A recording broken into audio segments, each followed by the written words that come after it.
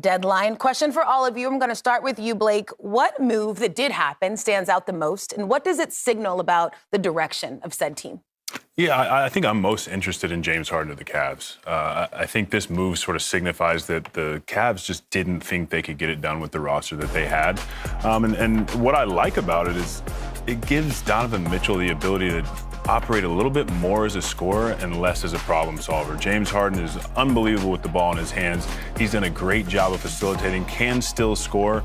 My question is, how does it work when James Harden is off the ball? We've seen the Cavs now for a long time. They've been injured, but I think they're at their best when not only the ball is moving, but players are moving.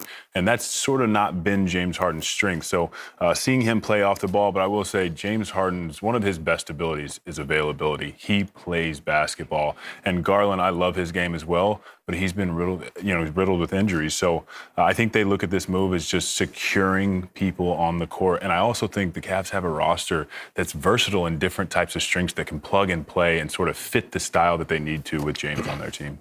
Yeah. And the trade I think I like the most is Anthony Davis going to the Washington Wizards. They always had a timeline that said in 5 years. No, they had a timeline. Go ahead. Fresh off bobblehead night. They got a 5-year pace they're trying to get to. And I think you go get Trae Young early on. That's a 4-time All-Star, knowing that he's a top guy that can lead the league in assists. But going to get Anthony Davis, I like to see Alex Sarr play the 4. And I think that helps him out a lot. You got 2 guys that can protect the paint, block shots. But they young core. They got 3 guys that's rising stars. That's learning how to play basketball the right way, learning how to win. And you can't forget Bub Carrington coming off the bench. So I think they're doing the right thing, and they're trying to fill those seats. And they need some fans coming back to Washington, D.C. to watch them play. Trey and AD is... Oh, that's scary. That could be something. Yeah. Yeah. What about you, Rudy? I'm intrigued by Jaren Jackson Jr. to the Utah Jazz. This is the guy. We could finally see what the Utah Jazz are trying to do for the future. Keontae George having a breakout season, obviously. You have Lauri Markkanen, who's playing at a high level as well. Jaren Jackson Jr. is a guy that was a Defensive Player of the Year, a guy that can knock down the open shot. It opens the floor for those 2 guys. But, obviously the question is, can he rebound? Can he actually play the center position? But he doesn't have to because they have Walker Kessler. So they have a lot of flexibility roster-wise. Yeah, the Jazz have owned the worst defense in the NBA in 3 straight seasons. We feel like Jaren can really make an impact there. That is a huge... He should. I didn't know that, but, he will help.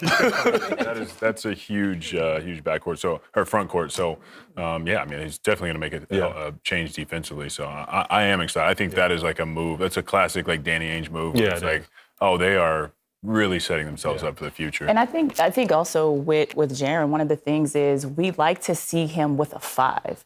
He's at his best, I think, when the minutes aren't on his body playing that position, and also trying to keep him out of foul trouble. So you have Kessler on that backside. That could be something big for them, too. Rebounding, And the rebounding aspect of it. He's averaging... you can't be that big, that tall. You got to go get some boards.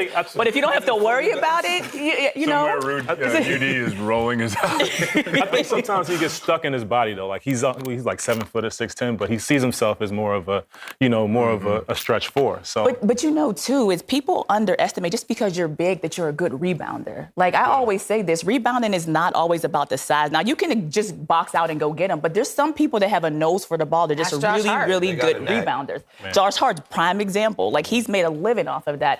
But if you traditionally throughout your career have not been a great rebounder, you got to know when you're going to go get him what you're going to have next to him to cover that up. So they have it in-house already. UD is somewhere standing up out his couch, man. Yeah. Seriously. UD's upset. I'm sure we all will have a text when we look at our phone. Swin, you are our front office whiz. What move did you like? I actually, silent but deadly. I would like to say that move from Chicago for Vooch to the Celtics. I know you've been talking about the Celtics a lot this year, Blake, but the reason I like this move, is the shooting. To have a big that has the ability to stretch the floor. When you have guards that can get downhill, that can create, you have to check him offensively, and that opens the game up for everyone else. And if you think back to when they won the championship, I know everyone's talking about, will JT come back? What's that going to look like? But having that as a caveat back there, that's something that's big, I think, for the Celtics for me. Yeah, Vooch has 578 career double-doubles. That's the most by any player since he was drafted in 2011, 2012. So Celtics are certainly continuing to re-up.